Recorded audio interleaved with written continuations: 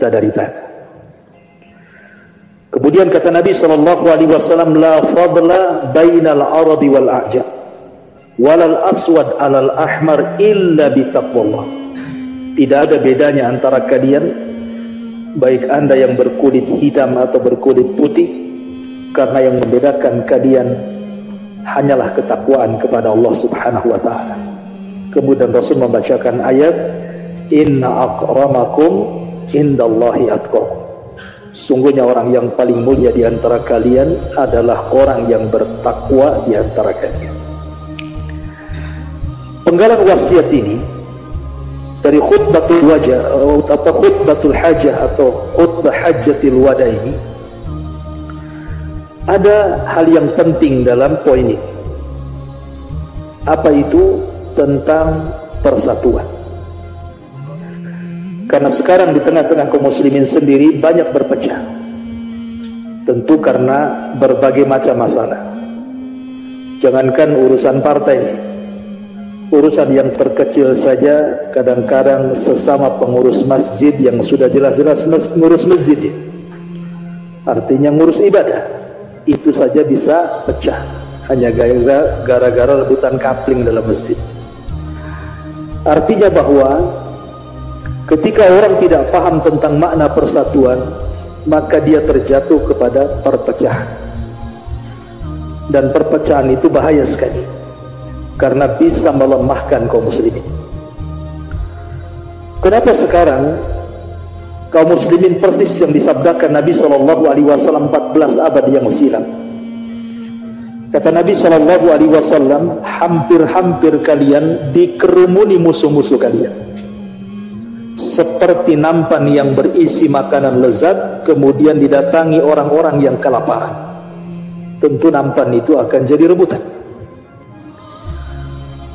Maksud Nabi SAW bahwa nampan itu adalah kaum muslimin, dan orang-orang yang kelaparan yang merebut makanan dalam nampan itu adalah orang-orang kafir. Artinya bahwa di akhir zaman, kata Nabi, kaum muslimin akan diserang dari semua penjuru oleh orang-orang kafir. Ketika itu sahabat bertanya, Rasul, apakah karena jumlah kami sedikit zaman itu sehingga orang-orang kafir bisa menguasai kita? Kata Rasul, tidak.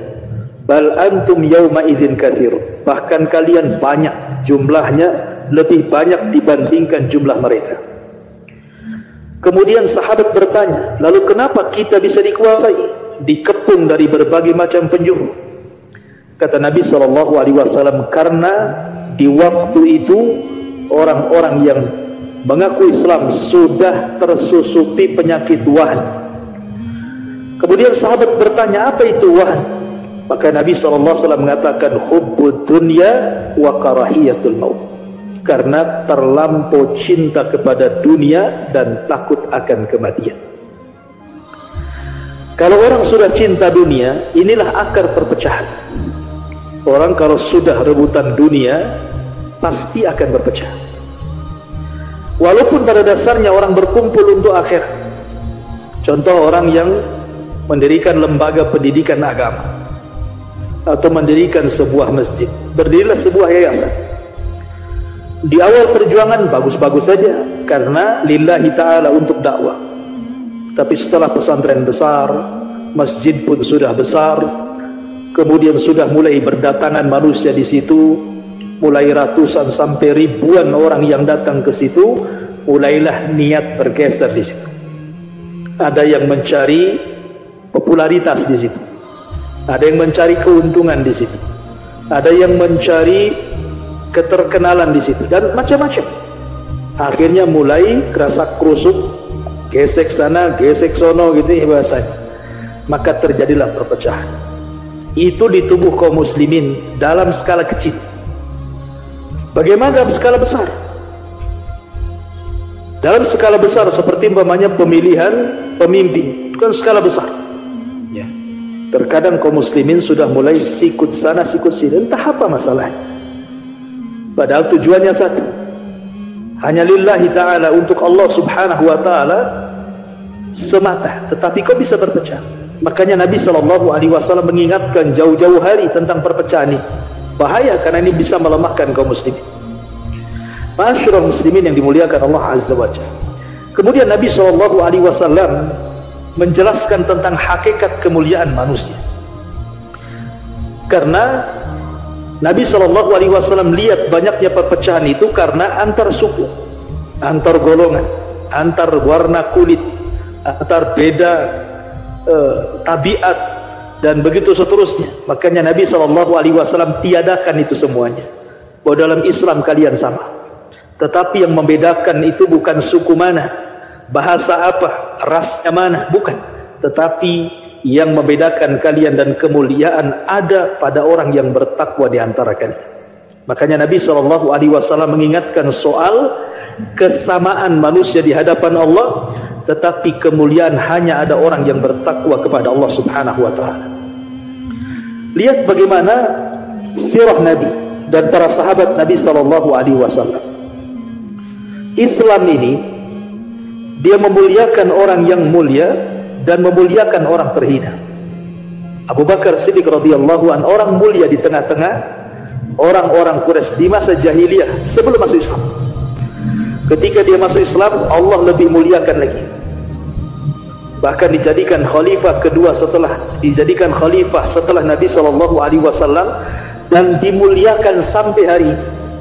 Apabila kita menyebut Abu Bakar Siddiq, kita selalu taradi radhiyallahu anhu dan memuji bagaimana infaknya, bagaimana ibadahnya, perjuangannya ke dalam Islam, selalu disebut sejarahnya. Itulah Islam memuliakan orang mulia. Dan Islam juga memuliakan orang terhina. Lihat Bilal bin Rabah. Bilal ini tidak ada nasab yang jelas. Dia seorang budak, tidak punya tampang, tidak punya kehormatan, bahkan tidak punya apapun, karena dia seorang budak bisa diperjualbelikan.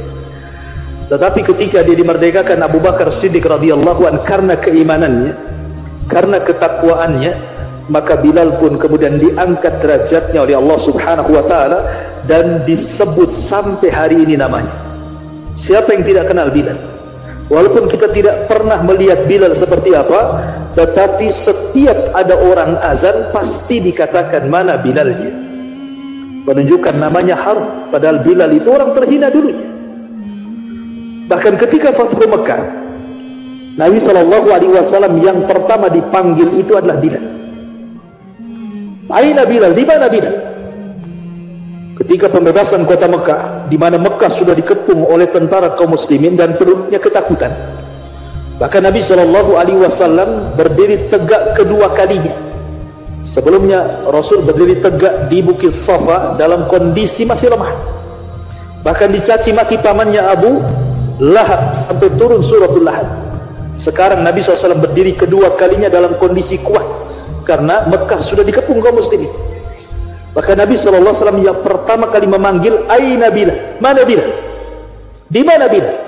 Rasul ingin menunjukkan kepada manusia, inilah orang mulia di antara kalian yang dulunya dihina. Kemudian Nabi mengatakan, ya Bilal, naiklah kau ke atas Ka'bah. Ka'bah itu tinggi, Bilal itu pendek, macam mana bisa naik ke atas Ka'bah? Maka Nabi SAW memerintahkan Abu Bakar untuk diinjak punggungnya. Kemudian Umar juga disuruh untuk diinjak punggungnya oleh Bilal, sehingga Bilal kemudian naik kakinya ke punggung Abu Bakar, setelah itu naik ke punggung Umar, kemudian naik ke atas Ka'bah, dan itu disaksikan manusia. Bagaimana coba? Abu Bakar orang mulia, Umar orang mulia, bagaimana kemudian Bilal bisa menginjak punggung keduanya? Nabi SAW ingin mengajarkan kepada orang-orang Quraisy saat Fathu Mekah bahwa kemuliaan bukan karena kekayaan, kemuliaan bukan karena pangkat ataupun jabatan, tapi kemuliaan karena ketakwaan dia kepada Allah. Bilal sudah mengorbankan nyawanya untuk Islam.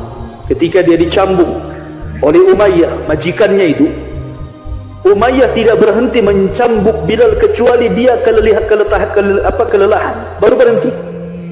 Dan Bilal tidak pernah mengucapkan kecuali kalimat Ahadul Ahad, Ahadul Ahad. Tapi sekarang Bilal menjadi orang mulia, naik di punggung Abu Bakar sampai ke atas Ka'bah. Kemudian Bilal pun mengumandangkan azan pertama di kota Mekah setelah hijrahnya Nabi SAW dari Madinah dan kembali ke Mekah. Lihat bagaimana Islam mengajarkan kepada kita sebuah kemuliaan itu ada pada ketakwaan kepada Allah Subhanahu wa ta'ala. Ini pelajaran yang pertama. Pelajaran yang kedua, Nabi SAW mengingatkan pentingnya kita kembali kepada Al-Quran dan Sunnah. Kata Nabi SAW, taraktu fikum amraini lan tadhillu ma tamassaktum bihima kitaballah wa sunnati. Aku tinggalkan kepada kalian dua pusaka dalam Islam. Kalau kalian pegang dua pusaka ini dengan sebenar-benar memegang, kalian tidak mungkin sesat selamanya. Kemudian Rasul mengatakan, pertama Al-Quran dan yang kedua sunnah Nabi SAW. Ya, karena keduanya adalah hidayah Allah. Ketika Allah Subhanahu wa ta'ala turunkan Adam dan Hawa dan juga iblis dari sorga menuju bumi, Allah Subhanahu wa ta'ala marah kepada tiga makhluk ini. Pertama, marah kepada iblis karena membangkang perintah Allah. Ketika Allah Subhanahu wa ta'ala katakan sujud engkau kepada Adam, dia tidak mau sujud karena sombong dan kufurnya. Makanya Allah turunkan iblis dari sorga ke bumi. Dan Allah juga murka kepada Adam dan Hawa karena Allah sudah memasukkan keduanya ke tempat yang paling nikmat. Tiba-tiba karena godaan dunia, di mana Allah larang jangan dekat-dekat buah larangan, tetapi keduanya juga lupa terhadap larangan itu, kemudian malah memakannya. Tentu karena hikmah dari Allah Azza wa Jalla, makanya tiga makhluk ini diturunkan ke bumi. Ketika Allah Subhanahu wa ta'ala turunkan Adam, kemudian Hawa dan juga iblis, apa firman-Nya? Allah Subhanahu wa ta'ala berfirman, "Qul nahbitu minha jami'an fa imma ya'tiyannakum minni hudan fala khaufun 'alaihim wala hum yahzanun." Dalam ayat yang lain, "Faman tabi'a hudaya fala yadhillu wala yashqa." Allah berfirman, wahai Adam, wahai Hawa, wahai iblis, turunlah kau di surga ke bumi. Ada yang mengatakan Adam diturunkan di Sri Lanka, kemudian Hawa diturunkan di Jeddah, dan iblis diturunkan di lautan. Makanya istana iblis itu tengah lautan. Maka Allah katakan, nanti setelah kalian berada di bumi, kami akan turunkan petunjukku. Maka siapa yang mengikuti petunjukku, kalian tidak akan sedih dan tidak akan takut. Dalam ayat yang lain, kalian tidak mungkin tersesat dan tidak mungkin celaka.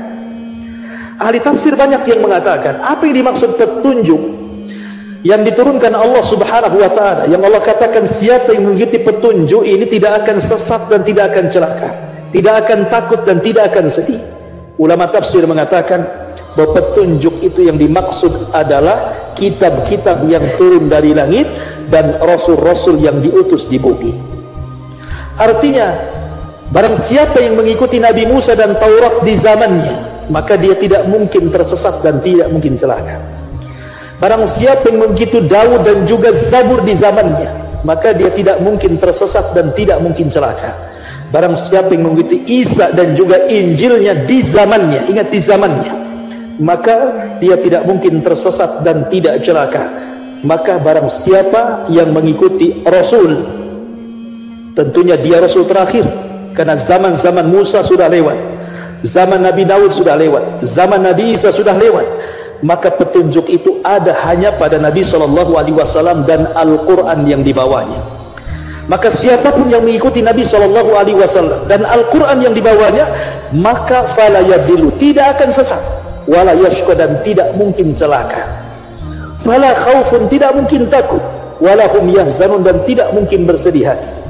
Artinya bahwa siapapun yang mengikuti petunjuk Allah, Al-Quranul Karim, dan juga Rasul yang membawanya Nabi SAW berupa sunnah-sunnahnya, tidak akan tersesat kita.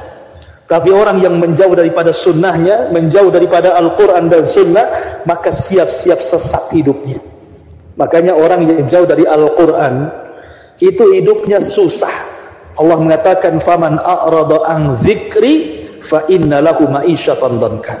Siapa yang jauh dari petunjukku, maksudnya Al-Quran, peringatanku, maksudnya Al-Quran, tidak pernah membacanya, tidak pernah mempelajarinya, tidak pernah mendengarkan wejangan-wejangan tentang isi Al-Quran, maka hidupnya pasti akan susah. Hatinya itu akan terasa susah sekali, walaupun dia kaya, walaupun dia punya pangkat jabatan, walaupun punya pangkat dan jabatan, hidupnya akan banyak masalah. Pasti itu. Tapi orang yang biasa membaca Quran, setiap hari dia target sekian lembar atau mungkin sekian ayat, insya Allah Quran itu membawa ketenangan. Makanya Allah mengatakan, ala bidzikrillahi tatmainnul qulub. Ingat, dengan mengingat Allah, dengan membaca Al-Quran dan mempelajarinya, hati kita akan tenang. Maka kalau ingin ketenangan, hadirlah di majelis ilmu atau hadirlah dengan Al-Quran, pasti akan tenang hidupnya, walaupun hidupnya susah, ya. Karena kekayaan itu, kata para ulama, bukan kaya harta, bukan kaya pangkat atau jabatan, tapi kaya hati. Dan kaya hati artinya luasnya hati, dan luasnya hati itu ketika hati dimasukkan ke dalam Al-Quran. Karena Allah subhanahu wa ta'ala, Rasul mengatakan, khairukum man ta'allama al-Qur'ana wa 'allama. Sebaik-baik kalian adalah orang yang belajar Al-Quran dan mengajarkan Al-Quran, walaupun itu anak-anak, ya. Maka ini wasiat yang kedua, kata Nabi SAW, kutinggalkan kepada kalian dua perkara yang tidak mungkin kalian memegang tersesat selamanya, Al-Quran dan sunnah Nabi SAW. Ini yang kedua. Kemudian yang ketiga, Nabi SAW ingatkan tentang hak dan kewajiban suami istri. Subhanallah. Kenapa Nabi SAW menyinggung dalam khutbah yang singkat, tetapi kemudian menyelipkan sebuah pemahaman tentang mengingatkan akan kewajiban suami istri dalam khutbahnya? Padahal ini kan persoalan rutinitas, ya. Semua orang yang punya istri, semua orang yang punya suami harus melaksanakan haknya. Tapi Rasul terus mengingat-ingat itu supaya senantiasa diingat, dibaca, disampaikan sampai hari ini oleh para dai ketika menyampaikan wasiat Rasul pada Hajjatul Wada. Apa kata Nabi SAW? Inna lakum alaihinna haqqa wa inna lahunna alaikum haqqa. Ingat, bagi kalian wahai para suami punya hak bagi istri kalian. Bagi kalian para istri, ingat, kalian juga punya hak kepada suami kalian. Kemudian Nabi SAW mencontohkan, salah satunya adalah tidak boleh seseorang istri memasukkan orang yang tidak disukai suaminya ke dalam rumahnya, walaupun itu kerabatnya, walaupun itu saudaranya. Kalau suami tidak suka, jangan macam-macam memasukkan orang ke dalam rumah kecuali dengan izin suaminya. Apalagi kalau seandainya, kata Nabi SAW, kalau sampai dia an ya'tina bi fahishatin mubayyinah, seorang istri kemudian berani selingkuh di belakang suaminya. Selingkuh ini tidak mesti kemudian melakukan hubungan dengan suami orang, tidak. Arti selingkuh fahisha dalam ayat Al-Quran ini umum. Boleh saja dia menjelek-jelekan suami di belakangnya. Mungkin dia ngobrol dengan tetangganya, suaminya pula dijelek-jelekannya. Berapa suami mengasih uang? Oh, 1 bulan 2 juta. Aduh, suami saya 100 pun tidak, kan itu. Masih enaklah kau punya suami, tidak seperti suamiku. Ini kan kurang ajar, ya. Jangan menjelek-jelekan suami di belakang. Bagaimanapun itu suami, ya. Mau dia apapun dia yang satu kamar dengan Anda, kok dia dijelek-jelekan pula? Kalau itu sudah tersebar, nanti tetangga akan cerita. Oh ya, pantas saja itu si Anu itu seperti itu. Oh, dia pernah cerita sama saya begini begitu. Akhirnya kemudian jadi tersebar. Awalnya ibu yang menjelek-jelekan, akhirnya tetangga pula ikut menjelek-jelekan. Itu namanya fahisha, ya. Itu perselingkuhan, walaupun tidak mesti dengan laki-laki orang, tapi membanding-bandingkan suami dengan suami orang, ya kan? Maka yang seperti ini jangan dilakukan. Dan yang lebih parah lagi, kata Nabi SAW, kalau sampai kemudian seorang istri bercerita urusan internal ranjang, itu lebih parah lagi, ya. Maka itu tidak boleh. Makanya kata Nabi SAW, kalau ada perempuan yang seperti ini, Allah sudah izinkan kepada para suami, pertama pisah ranjang, yang kedua boleh memukul, tetapi pukulan yang tidak berbekas. Artinya jangan memukul di wajah, boleh pukul yang lain, pukul pahanya, pukul kakinya, tapi jangan sampai pincang pula. Artinya bahwa Islam mengajarkan boleh hanya untuk sebuah pelajaran saja. Dan kalau seandainya mereka tidak mau berhenti, maka sudah diizinkan untuk berpisah. Tapi kalau mereka kemudian tobat dan berhenti, kata Rasul, fa'alaihinna rizquhunna wa kiswatuhunna bil ma'ruf, maka suami masih diizinkan memberikan rizki dan juga memberikan pakaian kepada mereka. Artinya di sini Nabi SAW, walaupun kalimat ini sangat singkat, tetapi ini mewakili semua hak dan kewajiban. Rasul hanya menyentil sedikit saja. Artinya bahwa dari yang ini saja harus diamalkan. Maka yang lebih besar hak seorang istri taat kepada Allah kemudian kepada suami, dan juga tanggung jawab suami kepada istri berupa memberikan rizki itu kan ada dua, ada rizki berupa makanan, ada rizki berupa ruhani. Rizki berupa makanan ma'ruf lah ya, berupa dunia, ada rumah, ada makanan, ada pakaian dan begitu seterusnya. Tetapi yang paling penting ada ruhaninya. Ajari mereka untuk sama-sama masuk surga.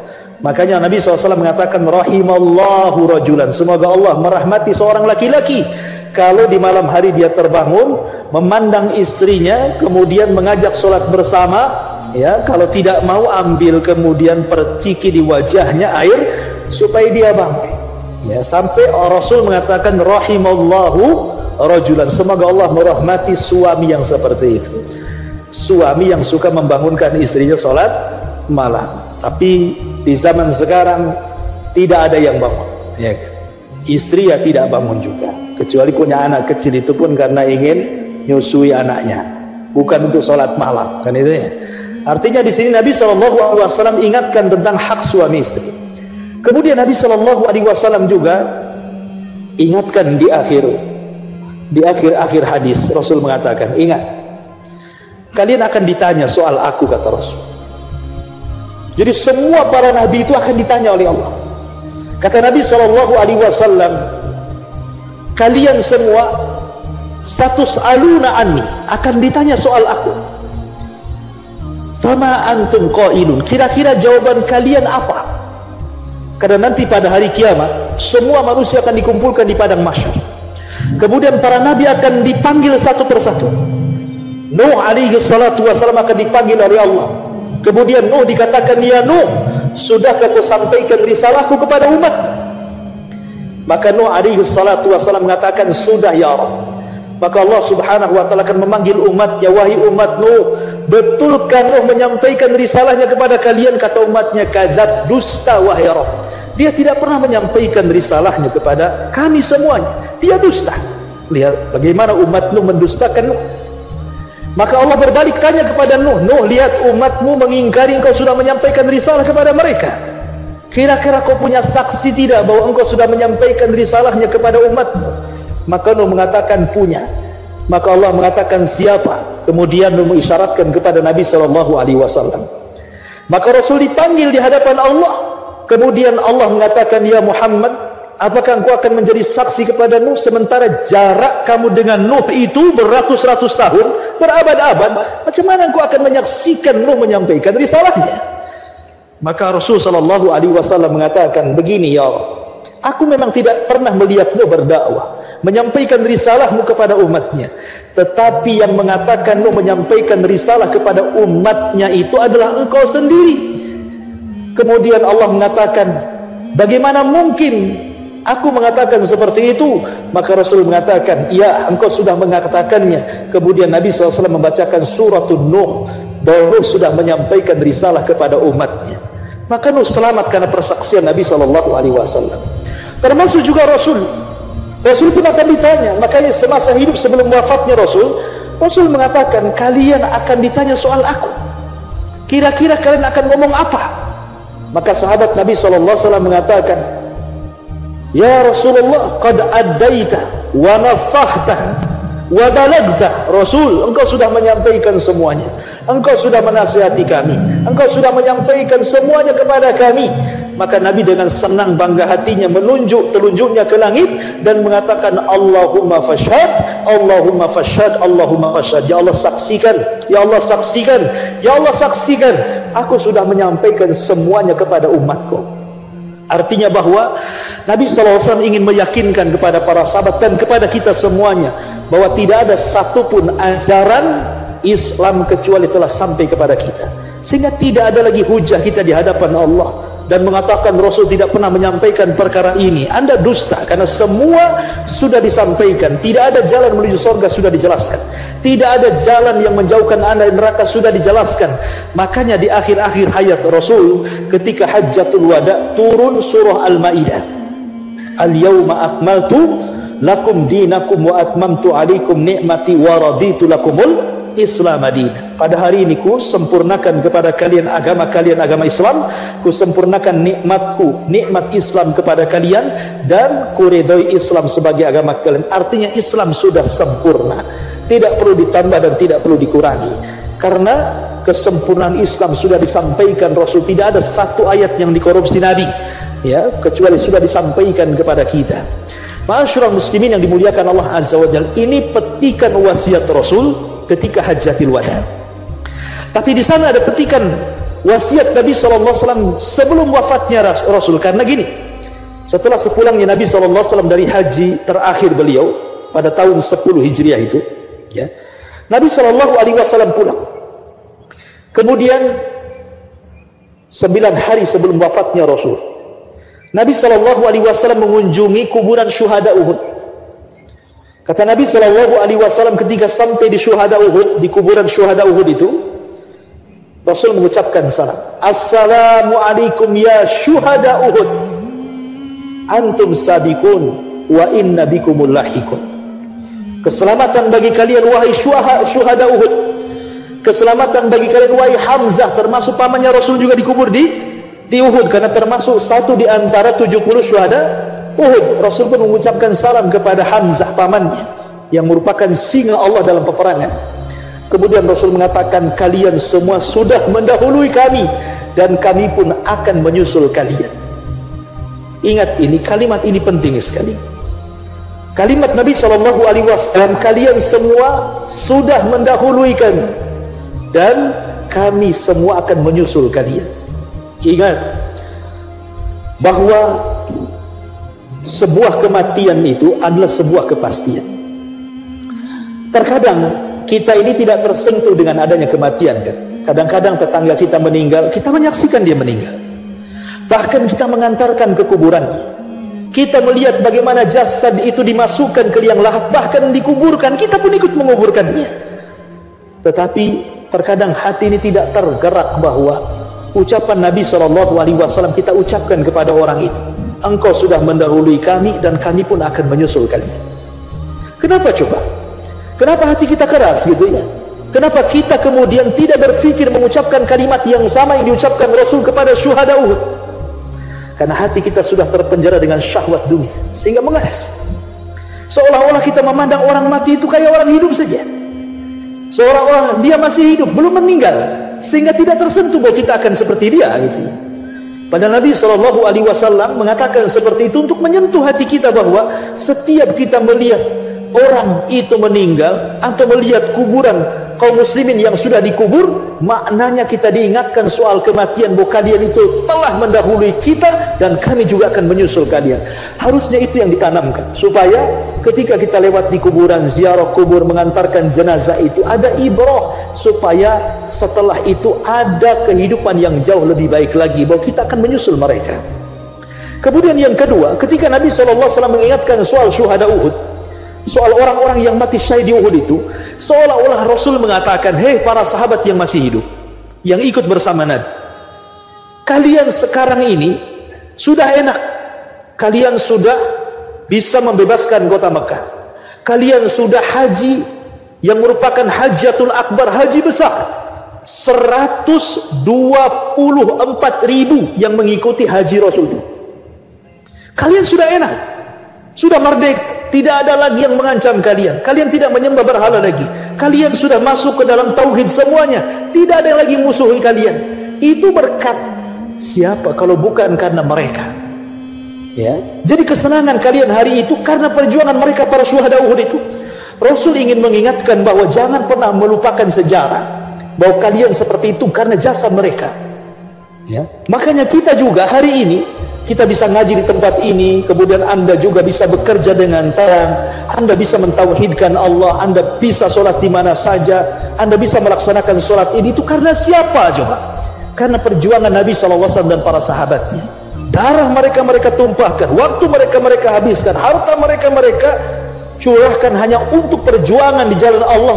Tiba-tiba kita melupakan sejarah para sahabat, tiba-tiba kita melupakan sejarah Nabi yang sudah berdarah-darah untuk memperjuangkan Islam kepada kita. Sampai ada orang yang tidak tahu sejarah, sehingga karena tidak tahu sejarah sekarang sudah enak, tiba-tiba berani mencela Nabi Shallallahu Alaihi Wasallam, mencela nama Nabi Shallallahu Alaihi Wasallam, mencela para sahabat Nabi Shallallahu Alaihi Wasallam. Kalau bukan karena Allah kemudian mereka, kita sudah tidak tenang hari ini.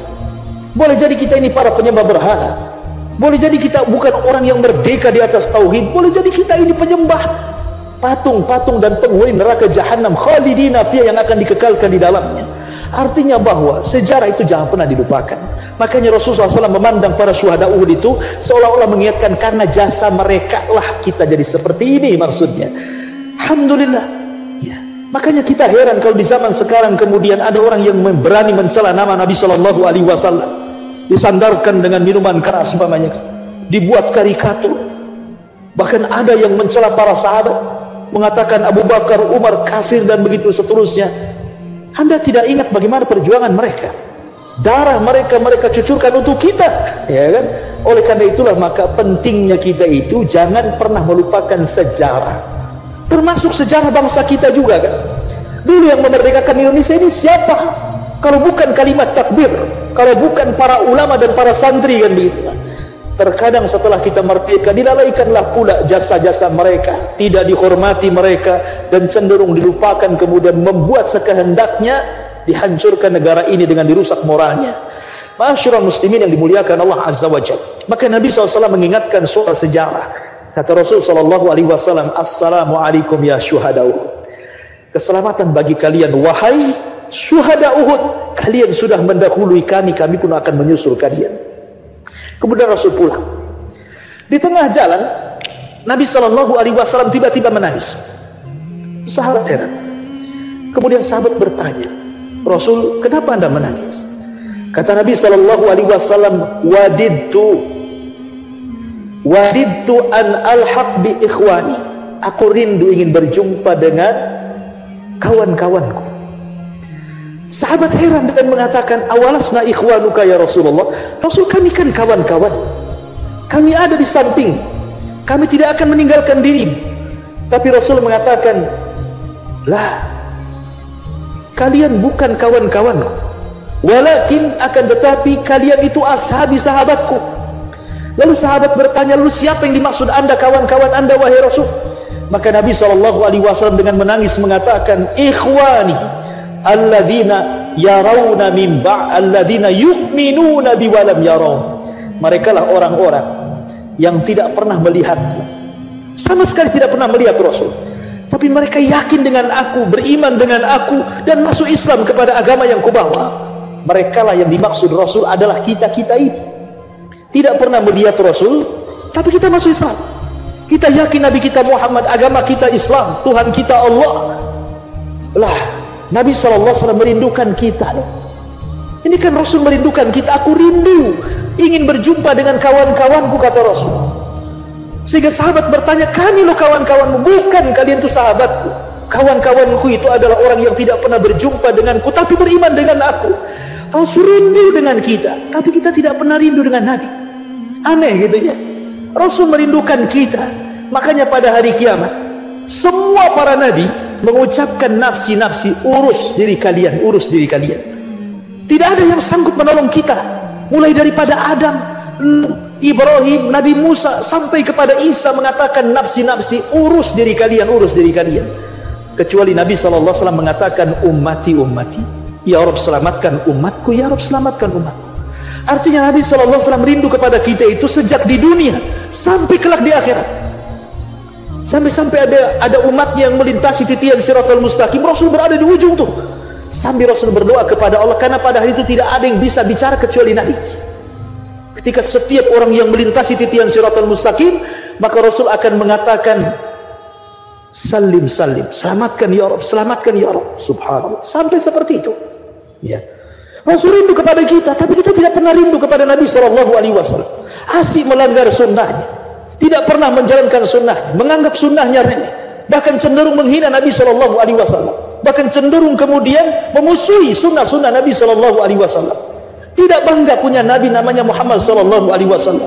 Tidak bangga bahwa Nabi kita akan memberikan syafaat kelak pada hari kiamat.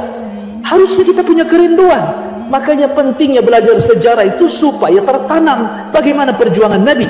Karena orang yang tidak pernah kenal sejarah tidak akan pernah rindu kepada para pendahulu kita yang sudah menorehkan sejarah untuk kita semuanya. Makanya Nabi SAW mengajarkan kepada kita soal kerinduan. Harusnya kita rindu kepada Rasul, rindu dengan mempelajari sejarahnya, bagaimana Rasul SAW mendoakan kepada kita. Semua para nabi sudah memberikan doa terbaiknya, karena setiap para nabi itu punya satu doa yang mustajab. Dan semua para nabi sudah berdoa di dunia untuk umatnya, kecuali Nabi. Nabi tidak mau mengeluarkan doa pamungkasnya, tapi Nabi sengaja menyembunyikan doa itu untuk umatnya pada hari kiamat. Sampai menyembunyikan doa Rasul untuk kita loh, untuk siapa lagi, ya kan? Masyaallah muslimin, makanya sayang kalau zaman sekarang kemudian orang tidak kenal sejarah Nabi itu melampau, terlalu naif bagi saya, ya.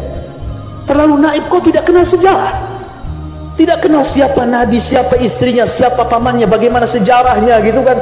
Tetapi kalau sudah artis, selebritis, wah paling paham sampai ke siapa dia, siapa suaminya, cerainya tanggal berapa, siapa selingkuhannya. La haula wala quwata illa billah. Bisa hafal dia, tanggal nikahnya nggak diundang pun dia tahu, ya kan? Sampai seperti itu, ya. Kenapa kita lebih memahami gitu ya? Lemah tokoh-tokoh yang nggak jelas, memberi syafaat pun tidak. Yang ada tontonannya gibah semuanya, kita tonton bisa 24 jam loh kita itu. Nonton orang-orang yang gak jelas itu, sholat pun tidak, ngumbar aurat sudah iya, tapi kok bisa digandrungi, ya. Didoakan pula. Tengok kalau YouTube selebritis, doanya macam-macam. Bukan didoakan dapat hidayah, mudah-mudahan ditutup auratnya, mudah-mudahan sholat, tidak, doanya macam-macam. Bukan itu arah doanya itu.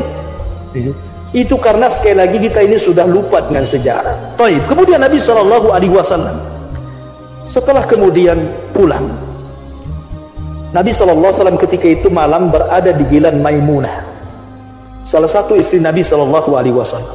Rupanya ketika Rasul menginap di malam giliran Maimunah itu, rupanya disitulah Rasul sakit parah. Rasul sakit parah. Maka Nabi SAW sudah terasa tuh, kayaknya dia sudah dekat ajal. Maka dia mengatakan kepada Maimunah, wahai Maimunah, panggillah istri-istriku semuanya. Semua istri Nabi dikumpulkan di rumah Maimunah.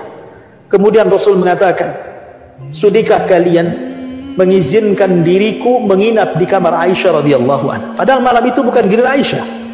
Kenapa Rasul sangat cinta dengan Aisyah radhiyallahu anha?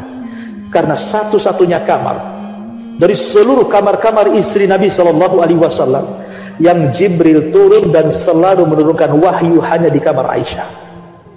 Istri Nabi banyak, tapi tidak pernah turun wahyu di kamar-kamar istri yang lain. Hanya di kamar Aisyah saja Jibril mau turun. Makanya kenapa Nabi SAW memilih di kamar Aisyah radhiyallahu anha. Saya katakan kamar karena Rasul tidak punya rumah. Rasul itu hanya kamar-kamar saja. Satu petak kamar, satu petak, kayak kos-kosan lah bahasa kitanya, ya. Makanya Nabi SAW mengatakan kepada istri-istrinya, izinkan aku malam ini menginap di kamar Aisyah radhiyallahu anha. Maka semua istri-istrinya setuju, tapi Rasul kan tidak sanggup jalan. Akhirnya Ali radhiyallahu anhu dan Abbas, Fadl bin Abbas radhiyallahu anhuma, kemudian memapah Nabi SAW sampai di kamar Aisyah radhiyallahu anha. Ketika Ali dan Abbas membotong Rasul dari kamar Maimunah ke kamar Aisyah, kan otomatis lewat luar. Sahabat melihatnya, sudah letih, tersebarlah isu bahwa Nabi SAW sakit parah. Maka semua pada datang dari penjuru kota Madinah, semua tersebar berita itu sangat mudah. Rasul sakit parah, Rasul sakit parah. Semua datang. Kemudian berjubel di masjid Nabi SAW yang notabene masjidnya itu kopel dengan kamar Aisyah radhiyallahu anha, sehingga kegaduhan para sahabat terdengar sampai kamar Aisyah, kan? Karena memang kopel dengan masjid, ya. Ada yang menangis, ada yang macam-macam gitu, sampai kemudian kegaduhan para sahabat ini masuk pula ke kamar Aisyah radhiyallahu anha. Nabi SAW merasa risih, kemudian bertanya kepada Aisyah, ada apa dengan mereka? Maka Aisyah radhiyallahu anha mengatakan, ka'annahum takhafuna 'alaika ya Rasulullah, seolah-olah mereka mengkhawatirkan dirimu wahai Rasul. Ketika Nabi SAW melihat ada kekhawatiran di para sahabat, maka Rasul meminta agar Ali dan Fadl datang membopong Rasul dan ingin berhadapan dengan para sahabatnya. Dan itu detik-detik terakhir. Akhirnya kemudian Nabi SAW dibopong oleh Fadl dan juga Ali radhiyallahu an menghadap para sahabat yang sudah berkumpul di Masjid Nabawi. Kemudian dengan lunglainya Rasul naik ke atas mimbar, dan itu wasiat terakhir. Rasul tidak pernah berwasiat setelah ini. Kemudian Nabi SAW naik ke atas mimbar, kemudian melihat para sahabat yang sudah mulai mengkhawatirkan diri. Apa kata Nabi SAW? Ayyuhan nas, wahai manusia, kata Rasul, wallahi mal faqra ahsya alaikum, demi Allah bukanlah kefakiran yang aku takutkan menimpa kalian. Bukan. Aku nggak takut kalian miskin sepeninggalku gitu. Aku nggak takut kalian itu kerek sepeninggalku. Nggak mungkin, mustahil. Bukan itu yang ku takutkan. Bukanlah kefakiran yang aku takutkan. Justru kata Rasul, walakin ahsya an tubsatad dunya. Justru yang aku takutkan kalau kalian jadi kaya. Kalau kalian jadi kaya, dan kayanya itu kalian berlomba-lomba mengejarnya, fatanafasuha kama tanafasal ladzina min qablikum fatuhlikakum kama ahlakathum. Kemudian kalian sibuk mengejar dunia tanpa memilih halal haram, seperti orang-orang dulu juga sama mengejar dunia seperti itu, maka Allah akan hancurkan kalian seperti Allah hancurkan umat sebelum kalian. Kemudian Nabi SAW mengingatkan soal pentingnya. Sebelum wafatnya Nabi SAW ingin supaya jangan sampai ada hutang masuk ke dalam kuburan. Jangan sampai ada hutang masuk ke dalam kuburan. Kata Nabi SAW, walaupun sebagian ulama mengatakan hadis ini dhaif, tapi hadis ini masyhur, dicatat oleh ahli sejarah. Kata Nabi SAW, wa man kuntu darabtu dhahran, kata Rasul, siapa yang dulu pernah kupukul, fahadha dhahri falyaqtas minhu, silahkan sekarang pukul aku. Rasul tidak mau ada orang yang pernah dizalimi kemudian tidak membalas kezalimannya, dan itu akan jadi hutang dia di kuburannya. Kemudian kata Nabi SAW, wa man kuntu syatamtu irdan fahadha irdi falyaqtas minhu, barang siapa yang telah kucaci maki, boleh jadi semasa hidupnya ku caci dia, ku celak dia, ku maki dia, ku gibah dia, ku namimah dia, ku rendahkan dia, ku hina dia. Sekarang ini kehormatanku, hina aku sekarang, rendahkan aku sekarang, gibah aku sekarang, silakan, supaya jangan sampai hutang setelah kematian. Kemudian kata Nabi SAW, wa man kuntu akhadtu malan, oh mungkin dulu pernah ku ambil hartanya, oh pernah dulu ku zalimi dia, ku ambil haknya, fahadha mali falyakhudh minhu, hartaku ada ini, mumpung masih ada, ambil hartaku. Subhanallah. Di tengah-tengah keramaian seperti itu, tiba-tiba berdiri satu sahabat dan mengatakan, ya Rasulullah, liyal qisas, aku punya kisas denganmu. Bayangkan Nabi SAW dalam kondisi seperti itu, lunglai, detik-detik ajalnya, sahabat sedih menangis, tiba-tiba ada orang yang kurang ngajar berdiri di hadapan Rasul dan para sahabatnya, aku punya kisah dengan kamu wahai Rasul. Kata Nabi SAW, siapa dia? Tolong dia suruh maju, suruh maju. Akhirnya orang ini maju. Rasul kaget, rupanya dia adalah siapa? Sahabat yang didoakan Rasul, Ukasah ibn Mihsan. Kata Nabi SAW, ya Ukasah, engkau Ukasah? Kata Ukasah, iya. Wahai Ukasah, bukankah aku sudah mendoakan dirimu? Engkau termasuk 70.000 orang yang masuk surga tanpa hisab dan adab. Bukankah aku yang mengatakan anta minhum, engkau termasuk mereka? Kata Ukasah, ya, tetapi engkau yang bilang siapa yang ingin kisos maka silahkan, aku punya kisos. Ya. Maka Rasul mengatakan, silahkan kalau engkau memang merasa punya kisos denganku.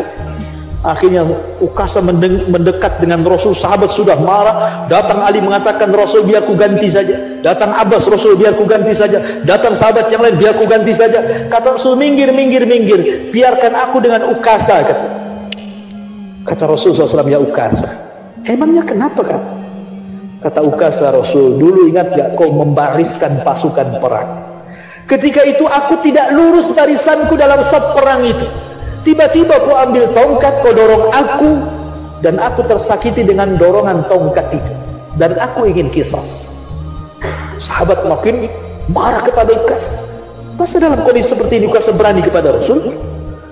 Akhirnya Rasul mengatakan, datangkan tongkat, berikan kepada Ukasah. Akhirnya diberikan tongkat itu kepada Ukasah. Kemudian Ukasah mengatakan, Rasul, dulu waktu kau dorong perutku, aku tidak pakai baju. Karena bajunya orang dulu kan kayak pakai ihram begitu saja kan. Bukan kayak antum ada kancing gini. Ya. Maka Rasul membuka tuh baju ihramnya itu. Bayangkan, sahabat makin emosi ini kan, makin kurang ajar di ukasa ini. Ya. Ketika hampir disabetkan tuh, langsung tiba-tiba kemudian tongkat itu dilempar dan Ukasha pun memeluk Rasul sallallahu alaihi wasallam kemudian menangis, "Ya Rasulullah, sesungguhnya aku hanya ingin kulit perutku terakhir bersentuhan dengan kulit perut."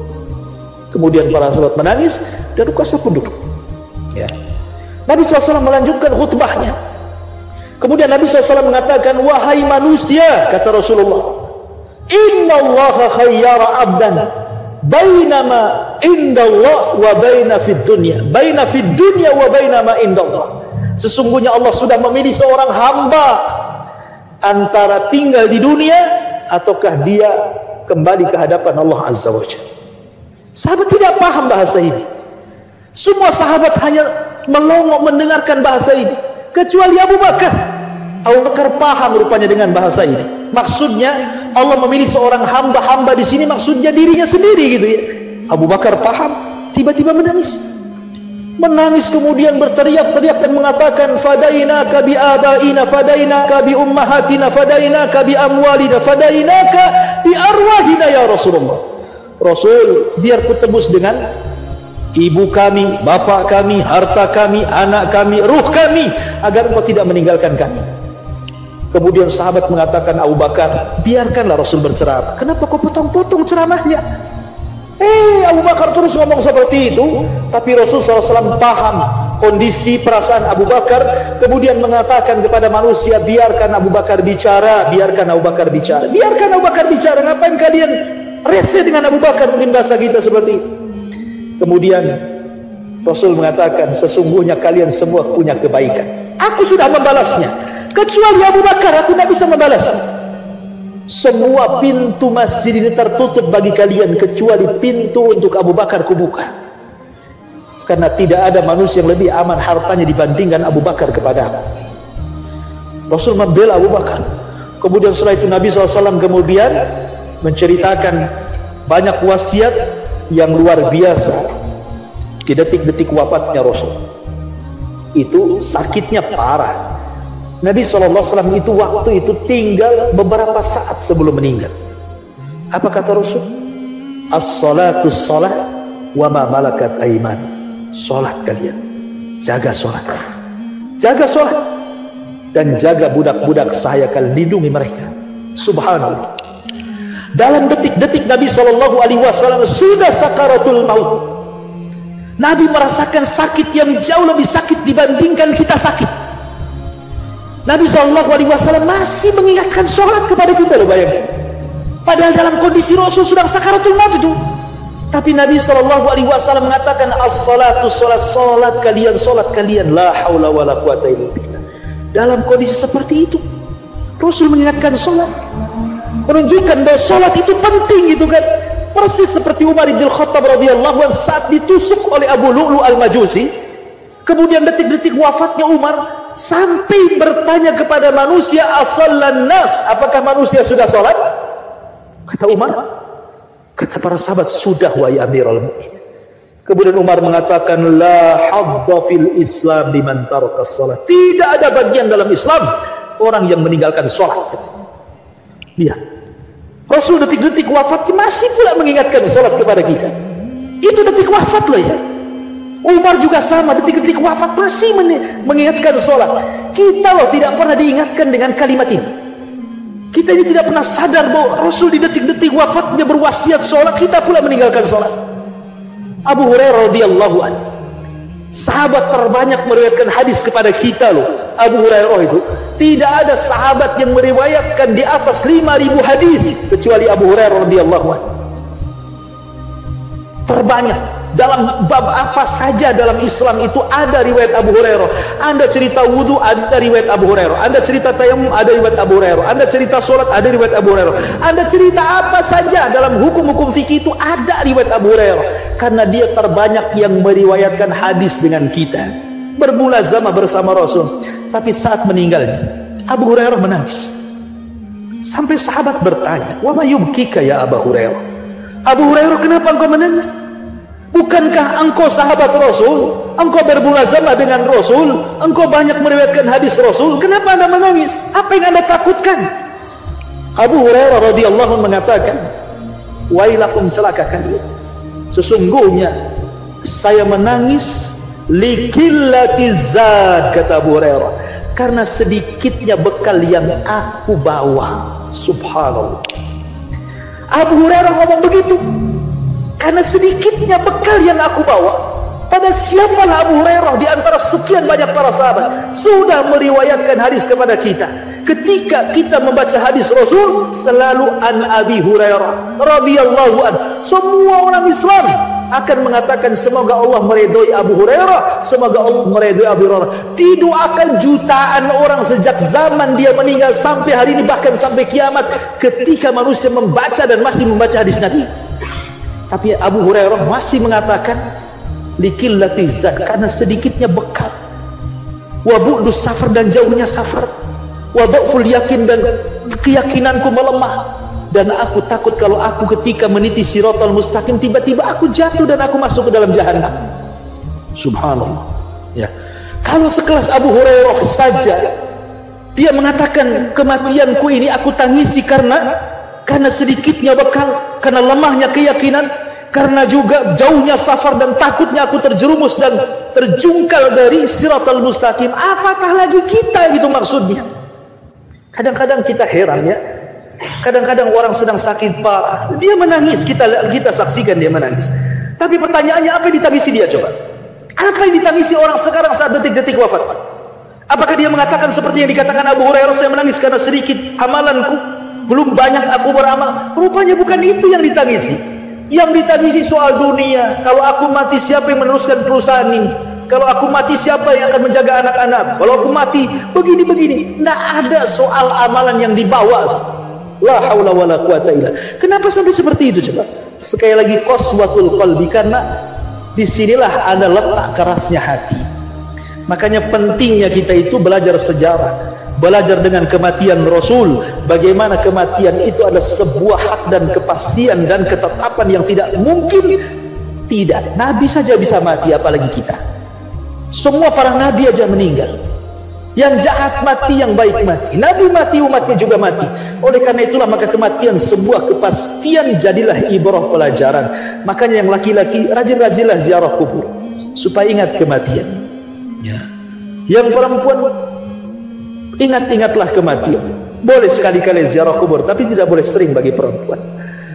Yang jelas bahwa kematian Nabi SAW sebenarnya ibrah yang luar biasa, banyak kita petik pelajaran.